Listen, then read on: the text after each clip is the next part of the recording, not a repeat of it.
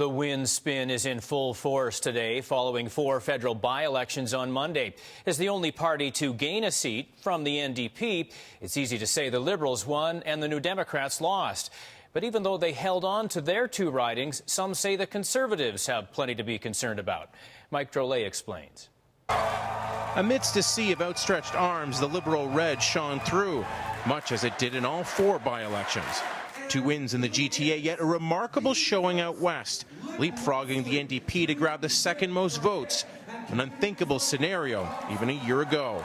You're absolutely right that taking such a strong percentage of the Alberta ridings, even though we didn't win, shows that the Liberal Party is positioning exactly right to be the alternative to Stephen Harper. But such is the resurgence of the Liberal Party, who are making gains at the expense of the NDP, but mostly the Conservatives, who political experts say have to be worried.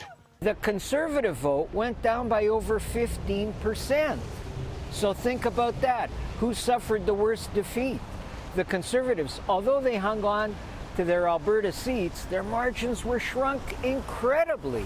The Conservatives predictably played down the Liberal gains, quoting their oft-repeated attack line, "These results show that Canadians know Justin Trudeau is in way over his head." Trinity Spadina was probably the most hotly, if not oddly, contested riding, a Liberal one with help from a Conservative mayoral candidate. And the NDP candidate was supported by a right-wing newspaper.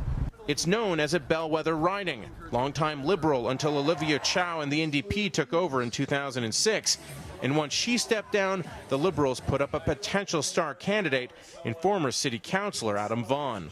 Thomas Mulcair's NDP were shut out, and he's already thinking about how to rebound in the 2015 federal election. Well, don't forget, the important thing about a by-election is to learn the lessons that are there and apply them properly the next time around in the general election. That's what I've learned in my political career. Once again, the day belonged to Trudeau, who is now answering plans about keeping up the momentum, a sharp change from his early days as Liberal leader. If things stay the same the way they are now, the Liberals are going to vault way ahead of the NDP. The Liberals will form a government. But in politics, 16 months before the next election is an eternity, meaning everything could still change. Mike Drolet, Global News, Toronto.